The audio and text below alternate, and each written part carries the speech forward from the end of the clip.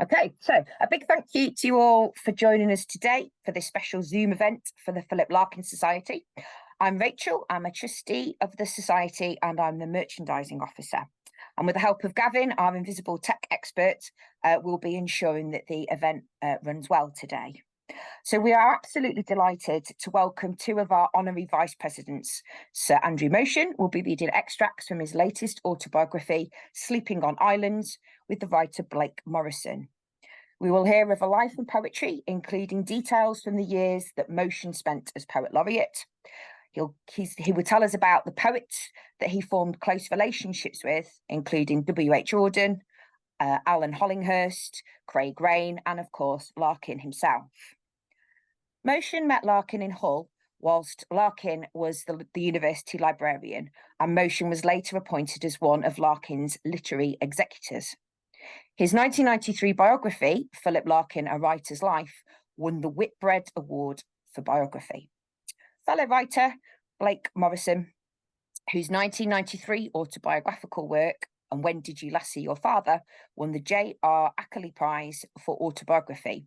And he's also recently published a further memoir of his family, Two Sisters.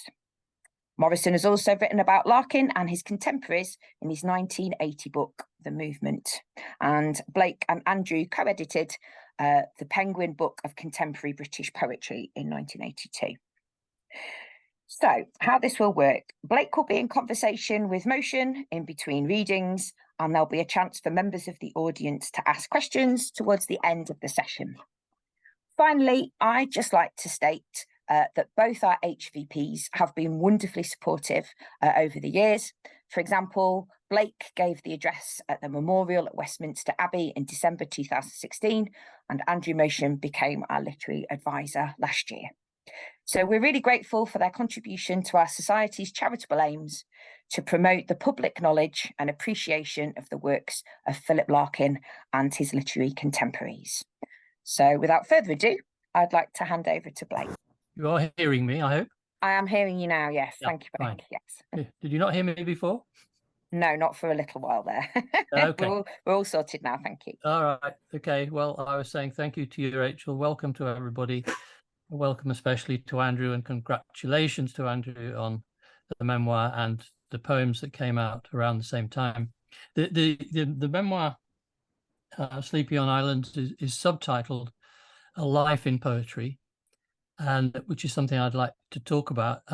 It takes up the story, you're still in your teens, but already there is this sense of passion that poetry, you want to make poetry your life. And one of the ways that you talk about that early on is in making a point of, because you came, rather as I did, from a village and a background where poetry didn't figure, you made a point of getting to know people, getting to know poets. In some cases, poets who are quite a bit older. Would you talk a little bit about that, Andrew? Of course, it's very nice to see you. Thank you, everybody, for inviting me to do this. And it's really lovely for me to be here with my old friend, Blake Morrison. And I hope that we can sort of manifest the warmth of our friendship in what we say to each other, as well as being probably objective about things where we need to be. It's true, I think, that we did grow up, I mean, in ways that had some similarities. You further up the country than I was. My childhood was spent in East Anglia, which is where my father's family has lived for many generations. And you were up there in Yorkshire, but mine was a village childhood like yours was. And even though I think your parents, being professional people, doctors, knew something about the world that my parents didn't. My dad was a brewer who was really quite seriously not a reader. In fact, I think he was sort of logophobic in some quite interesting ways. My mother was more of a reader, but because she died young, whatever influence she might have, or was incapacitated young, whatever influence she might have had in that respect was not done in a detailed way. So there are certain similarities that we have in common. And I dare say for you, as well as it was for me writing, my head over heels commitment to writing really from very early days had something to do with a revolt against the way in which my parents seemed to be living their lives. I felt very frustrated by, I mean, to say it was Philistine would be too judgmental, and I didn't feel about it quite in those terms, but I was aware of an intellectual deficit from a very early stage in my life. As soon as I started to get interested in books and what was inside books, I felt very impatient with my family circumstances and wanted to look beyond them. And because of all the things that I'm saying and implying in saying that, I think that it mattered to me very much from an early age to find kind of models for how I might think about things and how I might behave. And not quite inevitably, but given the dearth of like-minded people of my own age in my immediate circumstances, it's perhaps not terribly surprising that a lot of these people that I turned to were a good deal older than me. I could go on, but I think otherwise this will turn into a monologue, which it shouldn't be. Well, there is a similar background. My father didn't read either. I think I can only remember him reading Peter Benchley's Jaws, probably a little bit of it, having seen the film. Yeah. For you, though, I mean, one of the key moments, I guess, was getting to Oxford. You'd already met one or two poets by then. Yeah. But there, you met Auden. And I wondered if you'd talk a little bit about that. I would have found it at your age absolutely terrifying to meet W.H. Auden. That comes over a little bit in your account of him, I think. I mean, these things are hard to construct 50 years later. I mean, it is 50 years this year, I think, that I met Auden. I may be a year out, but it's certainly around 50. By that stage, I'd already kind of got my balance a little bit by, in slightly surprising ways, because he was so much older than I was, by becoming friendly with a man called Geoffrey Keynes, who was Maynard Keynes's younger brother. In my last summer holidays at school, a couple of friends and I, and again, partly pursuing this sort of slightly rebelling against things feeling that I was mentioning earlier, had set off to look for the grave. And this is where this memoir opens, to look for the grave of Rupert Brook, of all people. Rupert Brook died, as probably everybody listening knows, of blood poisoning on the way to Gallipoli, and was buried on the island nearest to the ship on which he died, which was the island of Skyros. So it was completely sort of happenstance that he ended up there. Rupert Brook was, I think, the only poet whose poems were evident in the little rotating book stand that my parents had, which nobody ever went anywhere near, in the corner of the sitting room. It had been a school prize or a present from somebody or some such thing. I was interested in Brook, therefore, partly because he seemed kind of glamorous, and he was a glamorous person in his time, and therefore somebody that as a tarot poet might attach themselves to, and because he died in this romantic way in Greece. It was more those two reasons which led us to mount this trip than the fact that I thought his poems were much cop. I didn't then, and I don't now, though I think he's an interesting person, all right. And when my two friends and I came back from this trip, returned to school after this trip, which nearly killed us, it turned out to be much more sort of complicated and arduous than we were prepared to deal with easily. We gave a kind of boastful account of it to a few people along the lines that you can easily imagine. And the recently appointed headmaster of the school came to listen to it. And it turned out that this recently appointed headmaster was a friend of Sassoon's and had driven Sassoon around in Sassoon's sort of later years. And through Sassoon had met, who was by this stage dead, had met Geoffrey Keynes, who was one of Rupert Brook's school friends indeed, and then university friends and subsequently literary executors.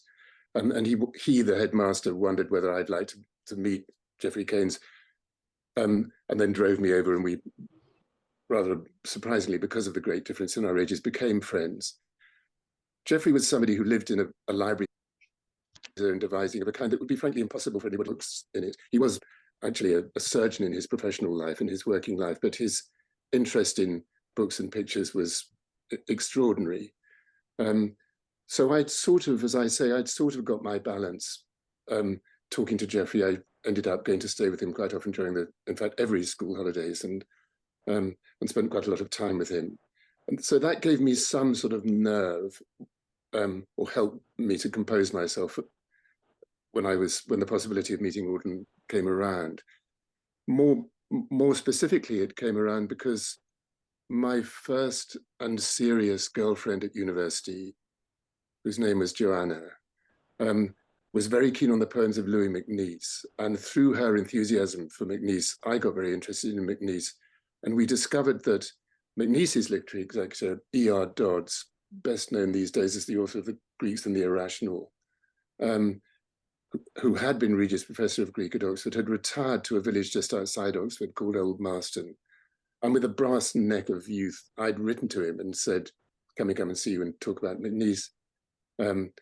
Satisfying both my interest in MacNeice in doing so, and also, I think, trying to make some kind of appeal to Joanna to show how seriously interested in her I was at the same time.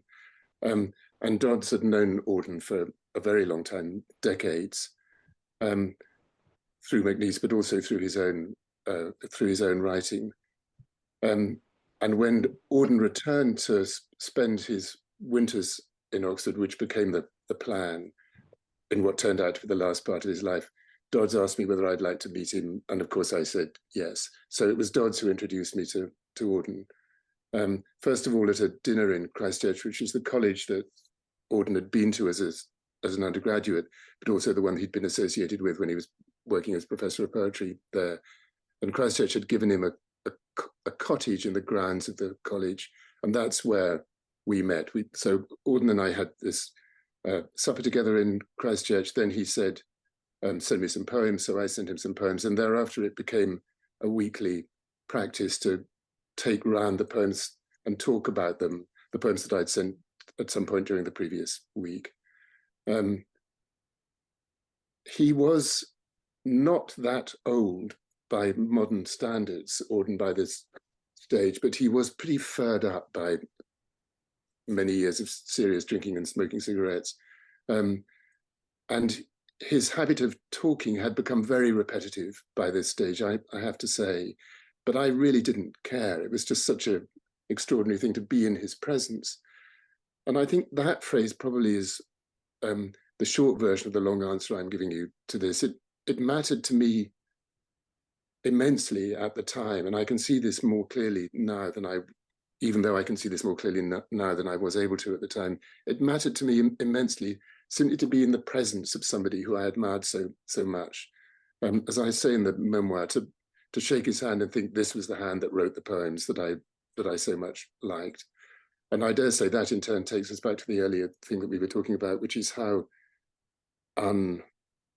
unacquainted my circumstances were with writing of any kind, really, until my late teens. In other words, there's some relationship between the lack of literary carry-on of any kind in my childhood and the way in which I felt that I needed it in my early adult life. Well, I'm glad you mentioned Rupert Brook and Keynes, which, those are powerful passages early in the book. And then the account of Auden and what sounded like a possible flirtatious opening from him that you were innocent too. But what's also coming through is, much though you admired Auden, a sort of feeling, but I've also got to read contemporary poets, younger poets who are writing now. And you also Right. have, I think, a passage about going to a reading by Seamus Heaney and Ted Hughes, and the effect that had on you. Is that something else you should perhaps say a word or two about? That's right. I mean, in a moment, I'm going to ask you to confess your own sort of parallel stories to these, but around the same time that I went to look for the grave of Rupert Brook, I joined the Poetry Society in London when their offices were still in Earl's Court Square. And because again, that seemed a kind of appropriately seditious thing to do. I mean, I felt in joining the society, I was kind of nailing my colours to the mass, my new colours to my new mass. And they'd organised some kind of event which required Seamus and Ted to read the poems of Wordsworth, who I was just beginning to read and be very keen on. So I went to London by myself. It must have been really one of the first times I'd ever done such a thing, and found my way gropingly to the Poetry Society headquarters in Earls Court Square, and sat myself down in this almost entirely empty room. I mean, it's almost impossible to imagine this now, given the fame that those two people had later in their writing lives. But I don't suppose there were more than 10 people sitting there listening. I know, extraordinary, extraordinary. So it felt very intimate. I mean, the room was bigger than the audience was, but it did feel very intimate because there were so few of us there. And sorry, my machine's doing something rather odd, and I was muted there. I think you're muted, perhaps. am I? You're there now. Yeah, you're there now. Well, again, this is a long time ago, and it is slightly difficult to reconstruct it. But when I think about it, what I seem to remember is being fascinated by the ordinariness, which was also the remarkableness, if I can put it like that, of their physical presence, their voices, their clothes, their little asides, their physical being there. The interest of trying to connect that not only with what I already was beginning to know about the quality of their own poems, where did they come from in this physical setup, but also where did Wordsworth come from, since it was him that they were talking about. I remember too feeling slightly disappointed that Heaney read the poem so quickly, which he generally did read. I mean, he generally did read quite quickly, I think, but also, and more so, being struck by how amazingly imposing, authoritative, riveting, in fact, Ted's reading was. And I can remember him reading the bit of the prelude where Wordsworth steals the boat. Silently, I dipped my oars into the silent lake, and the boat heaved through the water like a swan. And I could feel those words going into me in a way that I've really never forgotten. So even though the evening only lasted an hour and a bit, it was absolutely sort of crucial for me, I think. And it's this mixture of intimate connection, the palpable, with whatever it is that poetry speaks to beyond all these things, that stays with me. Yeah, it's interesting that though they're both extraordinary figures, one part of you is seeing them as ordinary, they're ordinary living poets. And it reminded me of a thing that was said to you, I think by a college porter, which you record in the memoir: for a bloody poet, you've got your feet on the ground. Yes. You thought this was one of the highest compliments you could possibly be paid. I still do. Yeah. Because it combines, for exactly the reasons that you're saying, because it combines that sort of here and now-ness with something that implies an idea of rarefication. Before we get swept away to the next thing, were there people that you looked up to in these sorts of ways and involved only through reading, really. I read the memoir with envy because of the number of people you managed to meet, and somehow in rural Yorkshire there weren't the same opportunities. And I remember when I was at Nottingham University, we had John Silkin came along and read, and John Wayne, if you remember him, vividly, yes, the cowboy. But no, it wasn't, not quite in the same league.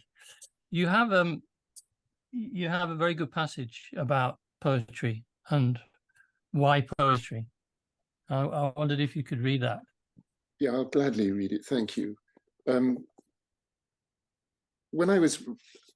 can talk in a moment about what sort of form the memoir has and why. But to anticipate something we might end up saying, one thing I should say is that it's written in quite short sections. I don't think there's any section which is longer than 3 or 4 pages. And at some point I just pop up early on and say, and ask myself why it was poetry of all things that I turned to, when it might in theory at least, equally well have been other kinds of activity that took me away from home in the ways that I wanted to be taken away from home, and that satisfied my awakening intellectual appetite. Why poetry? You've been muted, Andrew. I don't know, we've both been muted there for some reason. I don't know, just if that happens again. If you could go from the beginning Yeah, again. I will. I'm sorry. I don't know why that's happening. It seems miraculous to be able to talk to you at all from Baltimore, which is where I am. But this is a miracle with holes in it, obviously. Why poetry, though? Poetry in particular. Why not rock climbing or bird watching or something that resembled gainful employment? The reasons all stuck their hands in the air and shouted at once. Poetry because I thought of it as the voice of suffering, which is really a point about my mum, and we might return to that. Poetry because I thought of it as the voice of suffering. Poetry because it might preserve my mother's life in words that survived her. Poetry to escape the past and prove my independence. Poetry because it had particular charisma, which I thought would probably subside in time, but for now blazed with an irresistible beauty. Poetry because its forms were always an invitation to feel more deeply and think more carefully. Poetry because it prized compression and distillation in a world of deliquescence. Poetry because it belonged to everyone. Poetry because it was a cousin of nonsense and told the truth slantways. Poetry because when I was left to my own devices, I heard sounds in my head, rhythms and musical phrases that subsided only when I translated them into language. Poetry because it was solitary. Poetry because it made solitude communicative. Poetry because of the way Barron describes it in his journal, the feeling of a former world and a future. Poetry because I didn't have to give any of these reasons or excuses, because I didn't think of poetry as being first and foremost a form of meaning, but a way of being.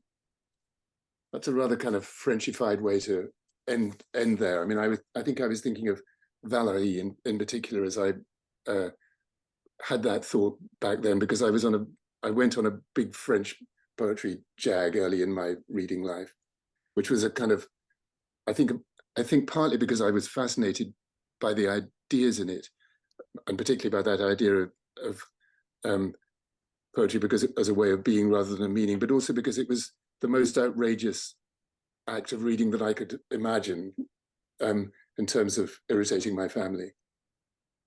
Yeah, although I consider myself the interviewer here, you were keen that I read a passage too. And yes, please. You've given me my cue there, because Good. Poetry as a way of escaping your parents or your family or your background. I have a little passage here about how I know poetry was my way of escaping my father. And I say, only once with poetry did I relent. It was 1985 and I'd won a prize and invited him to the award ceremony in County Hall. He turned up from Yorkshire in his yellow and white dormobile with stickers of the places he'd visited on the back window. It was loaded with wood he'd brought down from Yorkshire because my garden, he'd decided, was in need of some rustic fencing. In a big room overlooking the Thames, surrounded by poets, publishers, literary agents, people from the Arts Council, he seemed small, shrunken, at a loss, a wine glass, not a pint tankard, in his hand. He wanted to enjoy himself, but he had a frowny, intimidated look about him, and I waited for him to make some withering remark about the company. Clever lot of buggers, they think they are, eh? Afterwards, Tony Banks, standing in for Ken Livingstone, gave a speech. My father seemed to cheer up after that. We were supposed to go out for a meal somewhere, and he began trying to organise a large party, as if it were a midnight swim on holiday, everyone together, no shirkers, one big happy family. A large number of people were urged into the back of his dormobile between the rustic poles. I have suppressed the memory of who exactly he did give a lift to that night, but in my dreams, Joseph Brodsky, Martin Amis, Julian Barnes, Salman Rushdie, and Dylan Thomas's daughter driven over Westminster Bridge, while my father explains that when you're putting up rustic fencing, you must be sure to use 6-inch zinc nails not 4-inch iron. Very good. Very Sorry. good. No, Sort of no, like no, really... sorry. No, but it's actually, I mean, you've got your bloody feet on the ground there too. Your father has, at least, and I think that's a wonderful passage. Mm. Can we come to the inevitable? To come to Philip Larkin. Yes, of course. One thing that struck me is an early meeting with him is how much he brightened up when you told him you came from a family of brewers. That seemed to do the trick Yes. in allowing Yes. you some sort of proximity or closeness. But there were other reasons that he took to you, because let's be honest, he wouldn't necessarily take to a young poet coming up to Hull to teach, but he did take to you, and I just wondered what you put that down to. It's not necessarily something you talk about a lot in the memoir. You talk about him a lot, but what do you think was the attraction for him? Well, that's a very interesting question, and it's for all the reasons that you imply, quite a difficult one for me to answer. I think it had. I mean, he wasn't lonely in Hull because he was very good at inhabiting his own solitariness. But he didn't have a mass of people that he could turn to and talk to in ways that felt sort of, I mean, about poetry, for instance, in ways that felt axiomatic. Listening to him talking to other people in the university staff bar, which is where that first meeting took place, I remember being struck by how often he had to kind of explain who it was that he was talking about, as it were, and he didn't have to do very much of that with me because I already knew. So there was a little bit of that. There was certainly something about the fact that I'd been a student in Oxford. He was a bit snobby about Oxford, and I think I often used to think that he expected me to be snobbier about it than I feel, which is not at all. But nevertheless, the fact that I'd been there was a kind of link between us that he clearly enjoyed. And I think his enjoyment of that was, I realized this later, was tremendously reinforced by Monica, who was even snobbier about it. I think she felt that it put us in the same kind of club. We may have belonged to this club at different times, but that was the way that she thought about it. So those two things. When he read my poems, there's a letter in the selected poems in which he talks to me about them. He wasn't over the moon about them, but he did sweetly say that he thought they were better than the poems he was writing at the age that I was when I was writing them. So he was certainly interested in what I was writing, provided I didn't write too much of it, because his own flow of poems had almost entirely stopped by then. He liked the fact that I'd written my research, done my research on Edward Thomas, a poet that he greatly liked, who in those days was very much less well known than he is now. In fact, I rather had to struggle to get my research subject accepted by the English faculty at Oxford when I finished my first degree and went on to do research. The feeling I distinctly got, I remember this vividly, was my interviewer for my research, J.C. Maxwell, the great Wordsworth scholar who was later killed in a motorbike accident, sort of hoeing and humming quite seriously about whether this was a worthwhile project. None of that with Philip. Philip completely kind of understood why I might want to spend my time thinking about Thomas. And also, though this is the more difficult thing for me to talk about because it means talking about myself in a way that makes me squirm a bit, I think he felt there was something, I mean, can a person refer to themselves as being shy? It seems that the least shy thing a person can do, really. But I think he detected it in me, some quality like that, which he recognized. I mean, I was 22, 23, but something like that.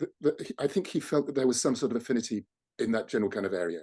And then, as I describe in the memoir, this, again,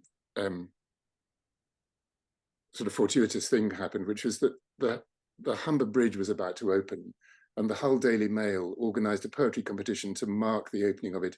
And as I say in the book, they'd asked Philip to be one of the judges, thinking, I think, that he'd been there in Hull too long to say no. And they asked me to be the other one, because I think my first book was about to come out, or had just come out, and I hadn't been there long enough to say no. And to my great surprise, instead of saying, why don't you come round after lunch one day and we'll just sort of get this sorted out in the afternoon in my office, he said, why don't you come round to the house and we'll do it there. And of course, it's always a big deal crossing somebody's threshold for the first time, but to cross Larkin's threshold, Larkin, the very, very well-known defender of his privacy, did feel like a very big deal. And we had a very jolly evening that evening. If there's anybody listening who's already read the book, they won't need me to say this, but I do have a very vivid memory of Philip saying at some point that there was an adult section for the poems and a children's section of the poems. And I vividly remember Philip saying that we better do the children's section with a view to the fact that it was going to contain poems which are better than any of the poems in the adult section because of the sort of freshness of the child's eye, that kind of thing. But also him at some point with a gigantic pint mug of gin in one hand, sloshing around, saying, I could win this. I put my luncheon in the fridge and go and look at Humber Bridge. So there was, he obviously felt sort of relaxed enough in my company fairly early on for us to conduct ourselves in the way that friends might, which we weren't yet, but did become. That does come across. And what also struck me is your extraordinarily vivid recall of his house, his fittings, everything in it. And yet at that point, this was not the eye of the biographer in waiting.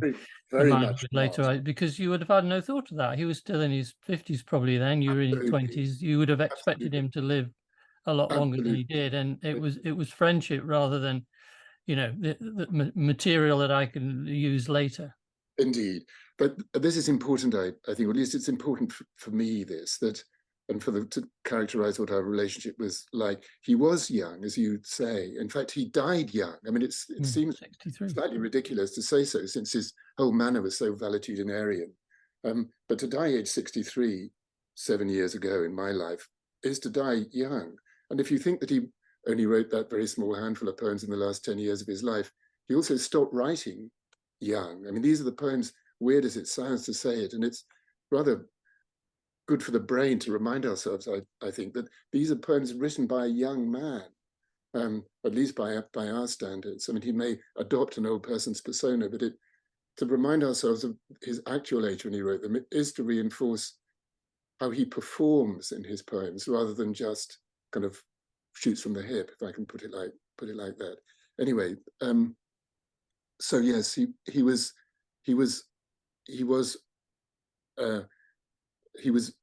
youthful, and therefore I didn't cross the threshold thinking I better kind of keep my eyes peeled because when he dies, this might all come in handy. I mean, that thought could not have been further from my mind, really, partly because there was no need for it to be there because of the age he was, but also I think, and this may be wisdom after the event, though I think not, that I thought that if we stood any chance of becoming friends, or I stood any chance of becoming his friend, I must not show in any way at all that I was Boswellizing him. I just had to go in there and be completely natural. I had to be there because I wanted to be there because I liked him. I might have liked him knowing that he was a great poet, but that my sense of his stature as a writer shouldn't interfere with the normal flow of friendship, Yeah, absolutely. I mean, you write beautifully. You have written beautifully about him in the past in poetry, and you do in the core of this memoir.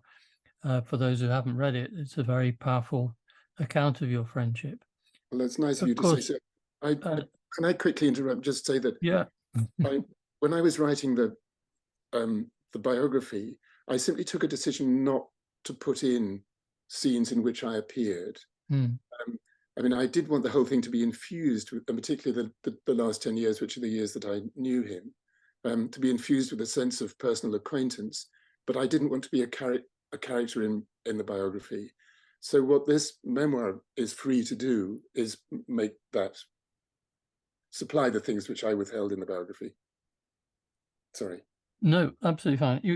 Once you were his biographer. You write very well about that too. One of the most fascinating sections, I thought, was about visiting Monica's cottage, and what you had to do there. Could you talk about that a little? Because it's not Sure. something that people will necessarily know Sure. about.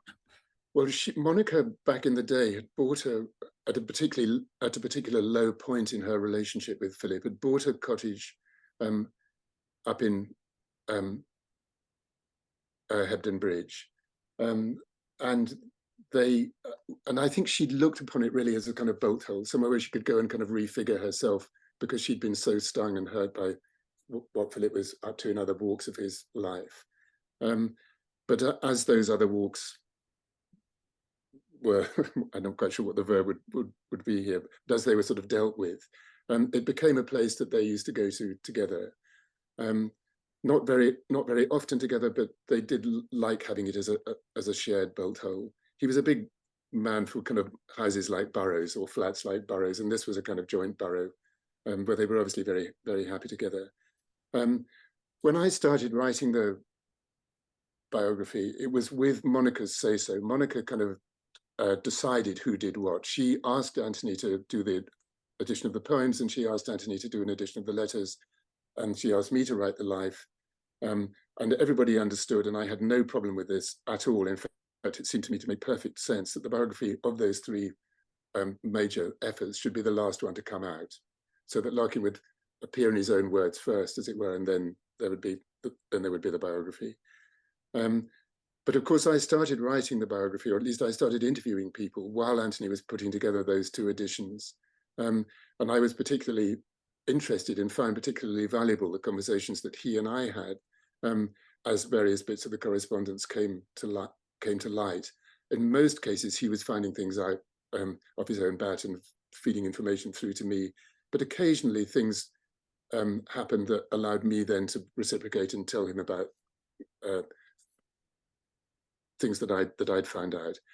And one of the things that Anthony was having some difficulty doing, or at least was not immediately doing, was finding out the whereabouts of Philip's correspondence with Monica.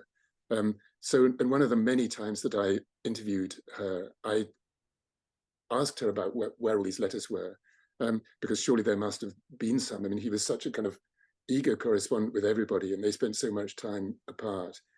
And she did have some in the house which she'd brought with her in the house in Newland Park. She had some in her own apartment in Leicester, but a lot of them were in the house in Hebden Bridge, because she'd taken them up there, either because he'd written to her there, or because she'd taken up there to reread them and give herself some solace in these miserable times that she spent there alone. When she told me that, she also said, and this must have been about sort of 1987, that kind of 87, 88, that sort of time. She must have said, or rather, she did say, "And I'll come with you." But by this stage, her own health was so poor. She was not exactly bedbound, but certainly chair-bound, and actually pretty alarming to look at. I mean, she sat there in what had been Philip's chair, wearing her dressing gown, leaking very badly, if I can put it like that, and very rarely sober, really looking like a kind of Miss Havisham and then some, poor Monica. And it never seemed very likely that she'd be able to come in the car with me on what was quite a long journey up to get these letters from the place up in Hebden Bridge. So in the end, she said, "Well, I don't think I can come," rather to my relief, I must say, fond as I was of her. And my friend from the English department in Hull, Marion Shaw, came with me as a kind of moral support. And when we got to the house, which is a small house on the busy main road that runs through the village there, so the traffic is kind of rattling the front door all the time as it whizzes past, we found that the house had been burgled, and the furniture was all higgledy-piggledy. We scrambled them together, many dozens of them, and brought them back to Monica, gave them to Monica, who then allowed me to read them.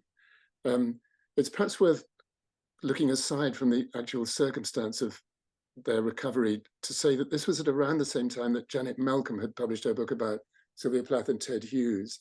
And there was a quite interestingly strong anti-biography faction. I mean, you will remember this, which Janet Malcolm was the kind of lead figure, or one of the leading figures in. And I'm going to traduce the subtleties of her argument, but basically it came down to some version of the Henry James business about biographers being publishing scoundrels who sort of jack up their own reputations at the expense of their subjects and are really sort of prurient busybodies. But it seems to me that it seemed to me then that one of the arguments one can put against that line of argument is that simply by preserving things, biographers do a service to history. And I was very conscious of that as I redeemed these letters from the already quite serious mess that they were in up in Hebden Bridge. And then, as it turned out, a month or so later, the people who kept an eye on the house for Monica up in Hebden Bridge, her neighbours, got in touch with her to say that an even more comprehensive burglary had taken place and everything inside the house had been taken out. And it seems to be highly likely, given that most of these letters were tucked into drawers and wardrobes and clothes and God knows what else, that the large part of that correspondence would have gone with them and just been put in the bin by the burglars. So if nothing else, at least I managed to save those letters. Well, I think you did a little bit more than that in writing the biography, and no need for I'm apology over that. I'm proud of having done that. Yeah, quite rightly. I just move away from Philip for a few minutes because I'm sure the questions will take us back there. Sure. And to touch on one or two other things. One is you mentioned in passing your approach with this book, memoir. The short sections thing is something I found myself doing. That instead of thinking in terms of memoir as a set of chapters, if you like, you've structured it deliberately in these very short sections, and I was curious as to why you took that approach. Sometimes you use them to alternate, don't you? You will have one scene going on, and simultaneously there'll be another. That's right. Yes. Well, I'd be very interested to hear your thoughts about this too. So please prepare them. But I think I had 2 or 3 thoughts in mind as I eventually had 2 or 3 thoughts in mind when I set about it in that way. Though I need to preface them by saying that I don't think I've ever found a book so difficult to write as I did this. I threw away literally hundreds of pages before I found the form in which I wanted to write it. I tried writing it all in the third person. That didn't work. It was too muddly and too cold. I tried writing it in what I now think of as a sort of old-fashioned consecutive way, and that just seemed too sort of chewy and not, by which I'm going to say more in a second, and not how memory works, not an accurate sort of reflection of how memory works. And eventually I thought, well, I'll do it in these short bits, partly because my memory anyway, and I suspect most people's, is much more fragmentary and broken up than sort of free-flowing consecutive autobiographies allow us to see. So partly, my answer to your question is partly for sort of truth to nature reasons. But I must say, and of course I didn't really talk about this in the book itself because it would have blown the cover that I was devising for myself, because there were quite a lot of things in my life that I really did not want to write about, particularly things to do with marriage and children and intimate things of that nature. And if I'd left those things out in a consecutive narrative, their absence would have seemed absolutely glaring. But doing it like this, coupled with the fact that in my subtitle, I'd sort of focused the reader's attention on this being a life in poetry, the implication being that there were other things which I wasn't going to talk about, that got round that problem. I mean, I do glance at those things, but they're not in any substantial way my subject. So it got me out of a hole, this form, as well as satisfying my wish to come up with something which is fragmentary. Though, I mean, I think one of the sorry, go on, sorry go to on. interrupt. I was just going to say one of the one of the things that fragmentary approach allows you to do, I think, is just briefly to bring things that are not necessarily your life in poetry, but other parts of your life. I mean, I mentioned in passing how there are quite a lot of comic passages in this book. It should be said. Here we are being solemn, but there's a lot of humour in the book. But there's also a sense of fortune, of near catastrophe that you narrowly avoid. Monica's letters having been lost would have been a sort of catastrophe, but there were bigger ones here. There's the man cleaning your windows who falls off his ladder. There's the ordeal you had on the Excelsior when you were becalmed and so on. There's the tumor you had. There's the car that you and your wife then, Jan, had that burst into flames. That's right. There's your neighbour in Baltimore dying of COVID. And so this isn't a book of counting your blessings, but there is this sense of, catastrophe just under the surface. Yes, I feel that. I mean, I feel that daily. I expect you do too. I mean, I expect a lot of the people listening have that sense. I mean, in a way, all this is traceable back to my mother's accident, which I've written about a lot in poems and in this book. Slightly less in this book because the chronology of it means that she departs the scene fairly early on. But the prequel to this book, or the predecessor rather, I should say, to this book, In the Blood, is substantially about my mum and the accident.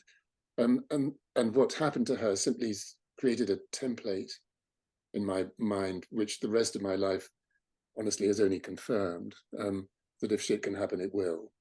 So there is a sense of precarity that we live with. So yes, that.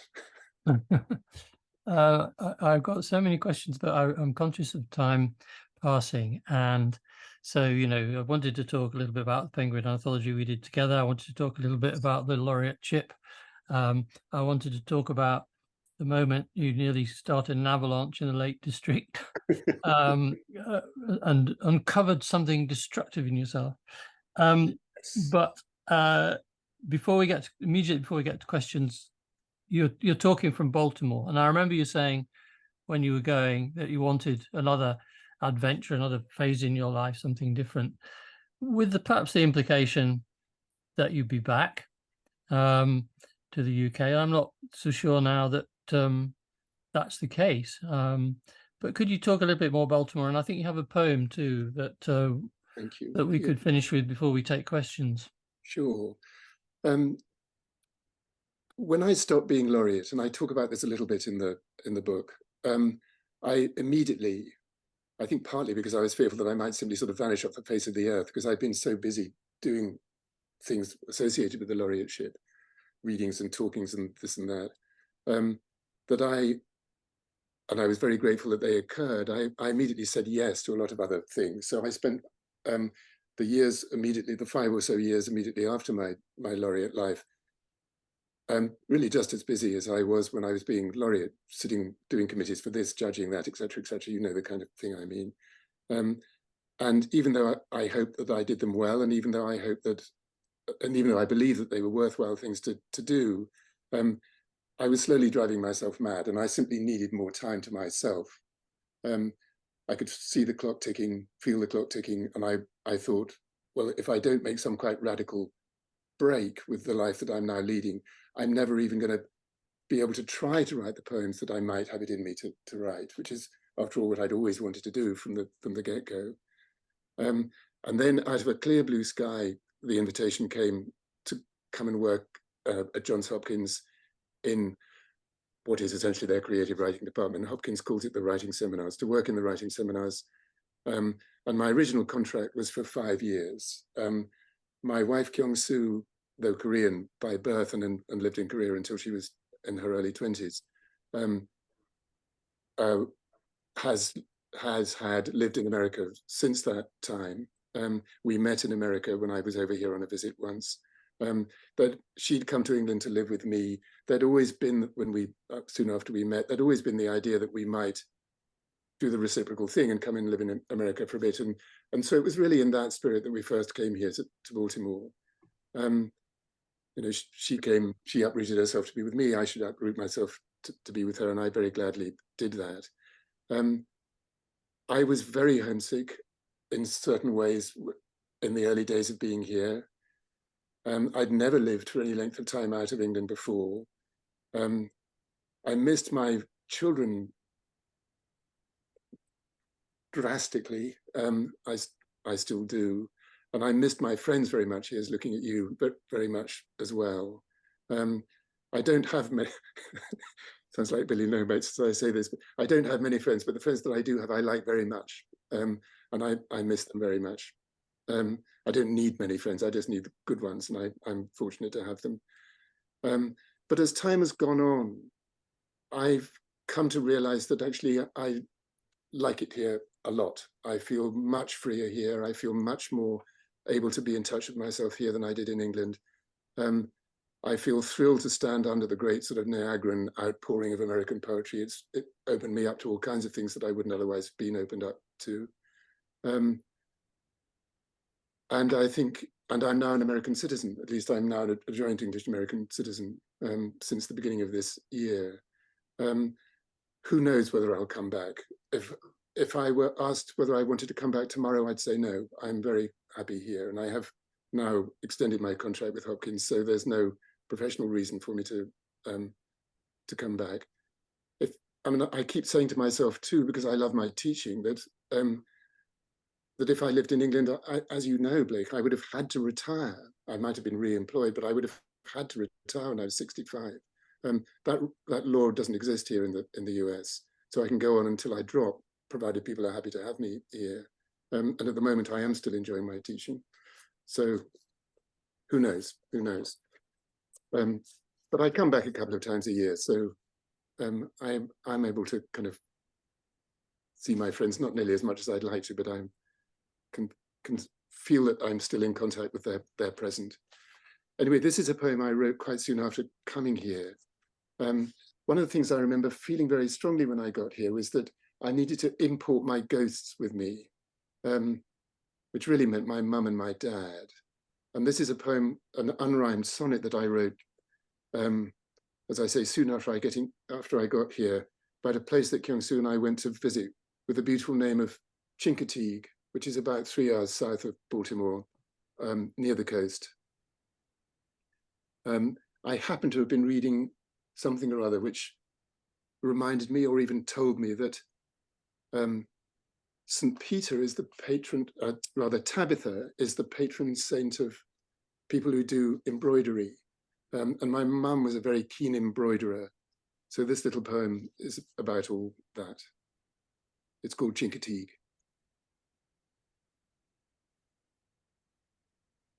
Walking in Chincoteague among the reeds, stitching thin air and sunlight into shade, I thought of Tabitha, the seamstress, dead, St. Peter at her bedside, calling out, "Get up," which led me suddenly to you, on winter evenings from the time before, hunched in a cone of yellow light, one hand poising your needle like a trophy saved from chaos that might any moment now descend again, the other with a thread you lifted to your pouting lips and kissed to dampen and make sharp enough to pierce the needle's eye before you pulled it tight and took a breath and cut the thread in two. Thank you. Well, we have now 15 minutes for questions. I'm not quite sure how this is working. Will work, but I'm guessing, since there's nothing in my chat box here, Rachel, you can advise us. Is it a matter of people unmuting and just asking a question? I think we can definitely give that a go, and if it gets a bit rowdy, I'll move to plan B. So yes, do we have any questions from the audience? I'm just going to change the settings so that I can see people. I have a few up my sleeve if people are a bit shy today. There's a hand gone up there. There's Robert has put his hand up. Go for it, Robert. Andrew, thank you very much, and thank you, Blake, as well. Andrew, you've had the good fortune to meet many poets in your working lifetime. Which poets would you have wanted to meet but never had that opportunity? Oh, that's a lovely question. Thank you. Well, I play the kind of who do you want to come to your dinner party, they can be dead game with myself most days, I must say. And you won't be surprised to hear me say this, but the poet I'd most like to have met is Keats.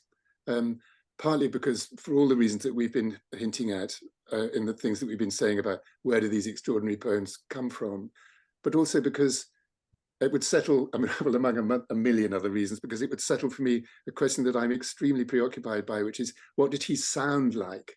What was his voice like? How Cockney was he? It would be so fascinating to see the way in which the poems, his poems, might come to life in our minds rather differently if we read them in a Cockney accent or hear them in his Cockney accent. And if we say, much have I travelled in the realms of gold, like that, it means one set of things. If we say, much have I travelled in the realms of gold, it means something completely, well, not completely different, but it adds something to our RP rendition of that line, because it reinforces, in that poem in particular, the idea that Keats was sort of greedy to join the mainstream, to be part of it, to catch up, to be accepted, the outsider who wanted to be more nearly on the inside and so on.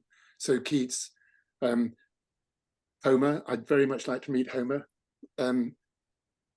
Thomas Wyatt, I'm very keen on Wyatt. I'd like to meet him, and Emily Dickinson, but I think she might decline. That's a fantastic question. Thank you. Maybe we could ask Blake the same question. No. Come on, let's pass on. I mean, you know, obviously I'd have Shakespeare, who's been not mentioned so far. Yes. Like the idea Yes, of Thomas Wyatt, I must say. I'll probably have John Donne too. Yes, absolutely. And possibly Emily Bronte. Yeah, what were they like? Very silent, but yeah, quite. Well, she can sit with the other Emily at the other end of the table. It's silently at each other. Fantastic. More questions from the audience, please. Andrew, could I ask something? Yeah, please. I loved your biography of Larkin, but the one thing that was very interesting, that after that came out and after the letters, there was a bit of a backlash against Larkin, wasn't there? What did you think about that? What were your thoughts about that? Thank you. Well, this is something that Blake and I meant to talk about, actually. So special thanks to you for raising it. Well, I'd seen it coming because the hoo-ha had really started when Anthony published his letters. I mean, his edition of Philip's letters. So to that extent, I was sort of forewarned about it. I think I have two main, I mean, obviously it's something I thought about a lot, but I have two main bits to my answer. One is slightly sort of turning the question the other way around, I think, which is that I'm honestly surprised that people were so surprised by what they found and didn't like in the life and in the letters. In other words, how was Larkin read in his lifetime? I mean, he ended up being a national treasure of a slightly more rebarbative kind than Betjeman had been before him, but really in succession to the kind of national treasure figure that Betjeman had become. It often seems to me that England can't really bear to have more than one poet at a time, and what they do is sort of coddle them. They turn them into a kind of teddy bear. They did it to Betjeman and they did it to Larkin, and then, oh my God, lo and behold, it turned out that he wasn't much of a teddy bear after all. But really, what had they been misreading in order to make that happen? Did they really read the poems thinking that this was somebody who found women easy, liked foreign travel, voted Labour, etc., etc., etc.? I mean, you know, in other words, there'd been a sort of collective lazy reading of the poems, which made the shock and horror that greeted some of the things that then came to light all the more striking, both in the sense that it was such a marked contrast to what had preceded it, but also because I think it allows us to think that there was an element, though I might be pushing it in saying this, but there was an element of self-reproach in quite a lot of the people who were approaching him. Why didn't I know this? What had I missed in the poems? So that's one thing I think that we should think about in relation to this question.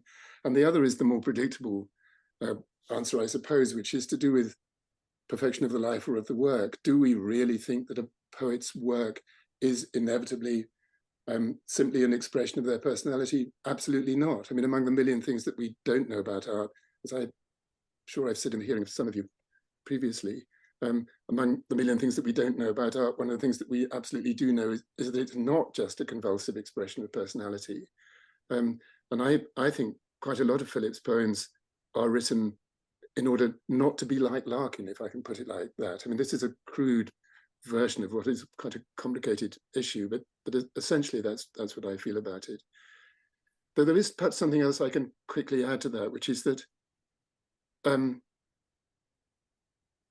Larkin of which you mean us to speak, the misogynist person with racist views, does appear, or is sort of fleetingly present in a few of the poems. I think of Homage to a Government as I say this. You can kind of see what Larkin's politics are in that poem. But by and large, as I say, those views are strikingly absent from the poems, which leads me to the very interesting question of how poems are about the things that they don't say. I mean, I think this is such a gigantic question. I'd perhaps better leave it there. It's a bit of a wormhole, that question, and Henry James Waiting for Us and various other people who are interested in the unsaid quality of poems. What is being withheld in Larkin's poems in order to make them the thing they are? I have absolutely no regrets as an executor that we decided very early on to publish everything that we could, really, because I think he's a great writer, and because I think he's a great writer, the more material there is, the better. But I also think that in the long run, the backlash against him has done the reputation of the poems no harm. We just read them better now than we used to, because of the more that we know. That's interesting. Thank you very much. Thank you. We've got 3 questions lined up, which is fantastic. So Caroline first, and then Sarah, and then Adam. So Caroline first, please. Just interested in your time as Poet Laureate. I just wondered what the best thing was about that role. You mean apart from stopping it, apart from standing down? I was very relieved to stand down by the end of it. I mean, this is going to sound like rather a pious answer, but it is my true answer. I was very pleased to be able to set up the Poetry Archive, which I would simply not have been able to do had I not been laureate, because I would never have had the access to the people who gave us the money to create it in the first place. I'd always, and this takes us back perhaps to kind of keeping on feet on the ground, etc., but I'd taken on the role because I wanted to do something for poetry. I didn't just want to kind of madden around the land reading and reciting, and though I did a lot of that and it nearly killed me. But I did want to leave a rock in the road. I wanted to leave a substantial sign that I had been here, and that I'd done something which I hoped would take poetry to people in either in a new way or in a more widely embracing sort of way than had previously been possible. And because my assumption of the role coincided more or less exactly with the arrival of the internet, there it was sitting there, the internet was sitting there waiting to have something done with it, poetically speaking. And thanks greatly to my wonderful partner in this, Richard Carrington, we were able to do that. So that made the whole thing worthwhile. And I'm sure that when I lie on my deathbed, I'll still feel that was the kind of justification for doing it. But as I say, I was very pleased to do it for 10 years because it meant that I could stop doing it and a fresh pair of hands, fresh eyes, fresh sight, fresh energy could be brought to it. Thank you. Sarah, would you like to ask your question? Yes, Sarah, you're still on mute. I'm happy to ask the question for you. I'll go ahead and ask Sarah's question. Please do. Sarah would like to know, Andrew, who would you want to write your biography, and who would you definitely not like to write your biography? And also, what would you like to be remembered for? I would be very upset if anybody tried to write my life before I died. Afterwards, I don't, honestly, I just don't think about that. I mean, I know that's the sort of thing that people say, but really I don't. By which, of course, I partly mean that I try not to think about it. I'd like to be remembered for the Poetry Archive, and I'd like to be remembered for the best poems that there are in that I've managed to write. I don't mean to sound as I'm probably about to sound, but I have given my life to poetry in a very full way. And of course, I hope that some of the things that I've written will live longer than I do. I think that's the best answer I can give you. I'm sorry. I mean, I feel I'd rather dodge the question, but I just try not to think about that very much. But it won't matter because I'll be dead. Thank you, Andrew. I mean, because I'll be dead. Thanks, Andrew. Right, we've got a few more questions coming through. We are a little short of time, I'm afraid. Adam, would you like to ask your question? Sorry. Yes, Adam C. Actually, Adam, I can read your question, I think. So shall I answer it? Shall I read it out and then? Yeah, that would be wonderful. Thank you, Andrew.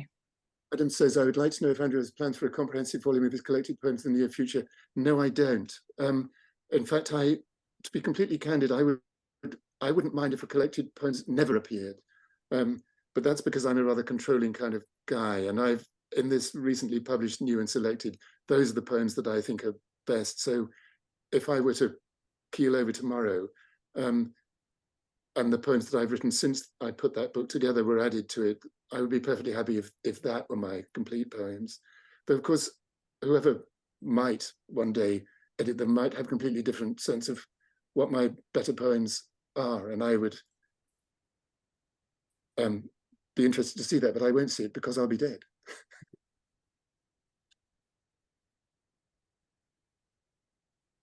Thank you very much. We're almost out of time. There are a couple of thank yous in the chat box, so I don't know if Andrew, you'd like to read those. They are personal thank yous from people in the audience. Thank you, people. Well, look, can I thank Blake very, very much? I haven't, of course, managed to ask him nearly as many of the things that I wanted to ask him, but thank you so much, Blake, for. Well, thank you. There are lots of things I was going to ask you. There just wasn't time. Well, and thank you, Larkin Society, too, very much. Rachel, you especially, of course, for setting this up. It's been a great treat to talk about it. I said to Blake at some point while we were planning all this that in addition to Sleeping on Islands being a very difficult book to write, it's also a book which as soon as I'd done it, wanted to have not very much to do with, as though the act of writing it, the act of moving to America had coincided in a wish to kind of push myself away from my previous life. I can't disown it, and I don't want to do that.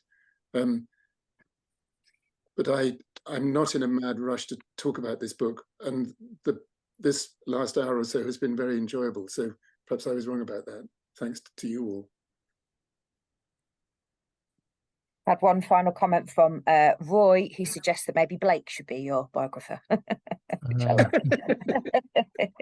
I'm sorry we've run out of time. I'm very sorry if you are wanting to ask a question there. I didn't get to ask any of my questions either, so we might have to invite you back for round 2 at some point. But thank you both so much. It was highly engaging and fascinating conversation. I've really enjoyed listening to you. I would just like to repeat my plea that I gave at the beginning of the session, which is if you'd like to support the Philip Larkin Society, then please do head over to our website, philiplarkin.com, where you can join as a member, you can sign up to our mailing list, you can buy some excellent merchandise, or you can donate so that we can carry on putting on amazing events like this. So just a big thank you to everyone for coming today, and yeah, I'm around at the end for a few minutes if anybody has any further questions or comments, but otherwise I'll stop recording now